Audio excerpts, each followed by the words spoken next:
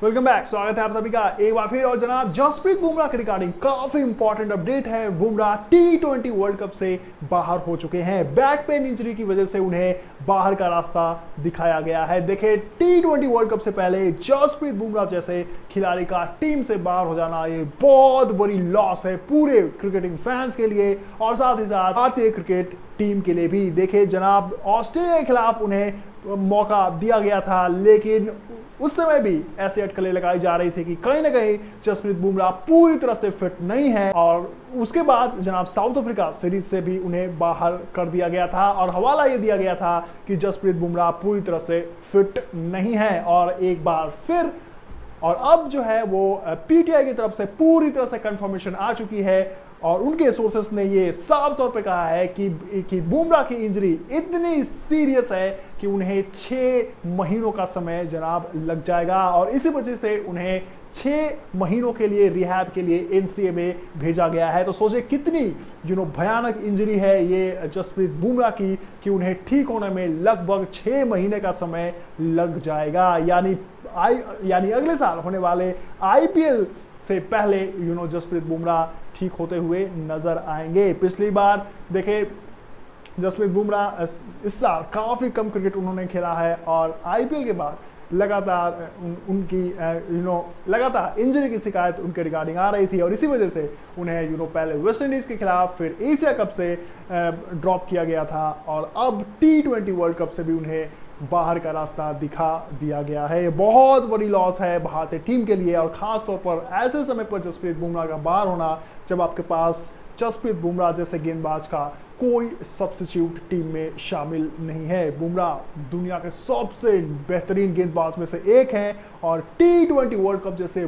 बड़े फॉर्मेट से पहले इस तरह का न्यूज उनका टीम से बाहर हो जाना कहीं ना कहीं पूरे क्रिकेटिंग फैंस और भारतीय फैंस के लिए काफी बुरी खबर है। देखिए जिस प्रकार की धुनाई और पिटाई हुई थी एशिया कप में हमारे फास्ट बॉलिंग गेंदबाजों की, ऐसे में काफी ज्यादा क्वेश्चन रेज हुआ था सेलेक्टर्स पे कि उन्होंने किस प्रकार की गेंदबाजी यूनिट चुनी है और ऐसे में इस बात की खुशी जाहिर की जा रही थी कि कम से कम एशिया कप के बाद जसप्रीत बुमराह को टीम में शामिल किया जाएगा और ऐसे में हमारी गेंदबाजी यूनिट काफी स्ट्रॉन्ग नजर आने लगेगी। लेकिन एक बार फिर जसप्रीत बुमराह की टीम से बाहर हो जाने पर भारतीय टीम की गेंदबाजी यूनिट हल्की लगने लगी है और खास तौर पर जब इंडियन सेलेक्टर्स बेड़ा गर्क करने में लगे हो भारतीय टीम का पैथेटिक सिलेक्शन करके, तो ऐसे में मुश्किलें जो है और भी ज्यादा खड़ी हो जाती है। अब देखिए सवाल ये उठता है कि क्या बुमराह की जगह किस प्लेयर को टीम में शामिल किया जाएगा।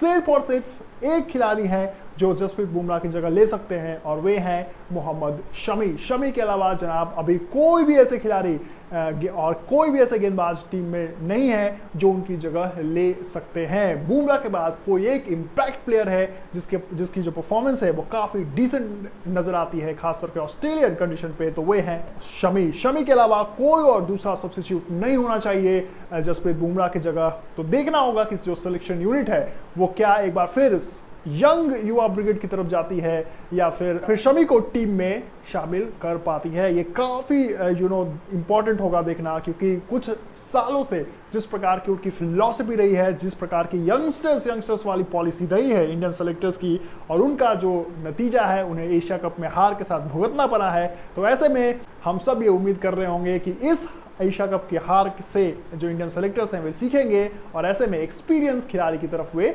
नजर दोहराएंगे। और एक्सपीरियंस खिलाड़ी के तौर पर एकमात्र प्लेयर हैं जिनको टीम में शामिल किया जा सकता है, जिन्हें टीम में शामिल किया ही जाना चाहिए, और वे हैं शमी। शमी के अलावा कोई आपके पास खिलाड़ी नहीं है जो जसप्रीत बुमराह की जगह ले सकता है। शमी के अलावा जनाब दीपक चहर पे भी सेलेक्टर्स की नजर होंगी, क्योंकि ये दोनों प्लेयर्स जो हैं वो T20 वर्ल्ड कप के स्क्वाड में स्टैंड बाई में रखे गए थे और ऐसे में इस बात की पूरी पॉसिबिलिटीज है कि अब इन दोनों खिलाड़ियों को जो है वो मेन टीम में जो 15 टीमों का स्क्वाड है उसमें शामिल किया जा सकता है। और खास तौर पर मोहम्मद शमी को तो अब प्लेइंग 11 में भी जनाब खिलाना ही पड़ेगा। अगर आपने इस बार फिर गलती की तो आपकी जो गेंदबाजी यूनिट है फिर से हल्की नजर आने लगेगी और ऐसे में एक बार फिर आपको खामियाजा भुगतना पड़ जाएगा। इस बार एशिया कप था और अगली बार जनाब T20 वर्ल्ड कप होगा जहां बड़ी बड़ी टीमें आपके सामने खड़ी होंगी। और अगर आपने मोहम्मद शमी जैसे एक्सपीरियंस खिलाड़ी को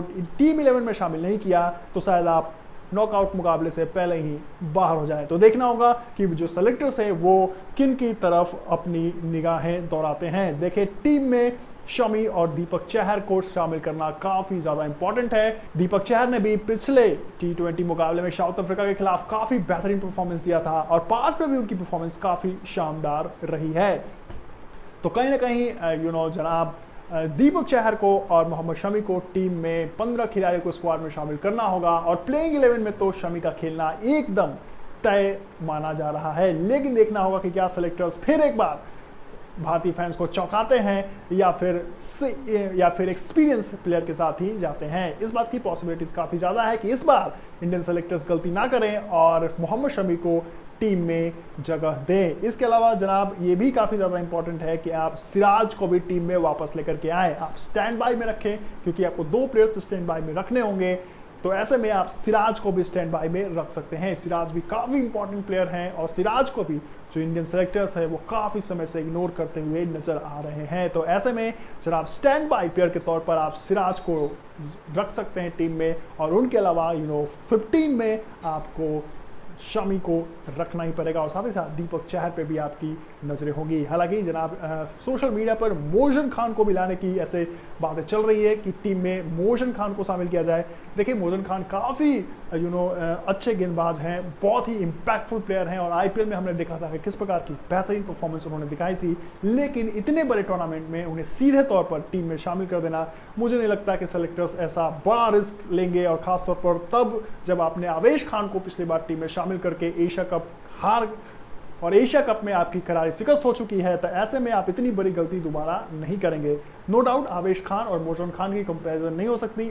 आवेश खान से काफ़ी ऊपर नजर आते हैं मोहसिन खान, उन्होंने काफ़ी अच्छी गेंदबाजी की है। लेकिन अभी फिलहाल जिस प्रकार की सिचुएशन है, इतने बड़े टूर्नामेंट में कहीं ना कहीं मोहसिन खान की टीम में जगह नहीं बनती है। आपको एक्सपीरियंस प्लेयर पर नजर दौड़ाना पड़ेगा और ऐसे में शमी एक बेहतरीन विकल्प आपके सामने है। और अगर आपने इस बार गलती की तो एक बार फिर आपको हार के साथ इस टूर्नामेंट को भी भुगतना पड़ेगा क्योंकि आपकी जो प्लेइंग 11 है उसमें गेंदबाजी यूनिट काफ़ी सस्ती नजर आएगी क्योंकि आपके पास एक्सपीरियंस प्लेयर के तौर पर सिर्फ और सिर्फ भुवनेश्वर कुमार होंगे और हम सब ने देखा है कि किस प्रकार के फॉर्म से भुवनेश्वर कुमार गुजर रहे हैं। तो देखना होगा कि जो सेलेक्टर्स है वो किस प्रकार का परफॉर्मेंस, किस प्रकार की सिलेक्शन करते हैं। हालांकि इसमें कोई रॉकेट साइंस नहीं है। आप सीधे तौर पर शमी को टीम में शामिल करें और उनके अलावा आप दीपक चहर को भी टीम में रखें।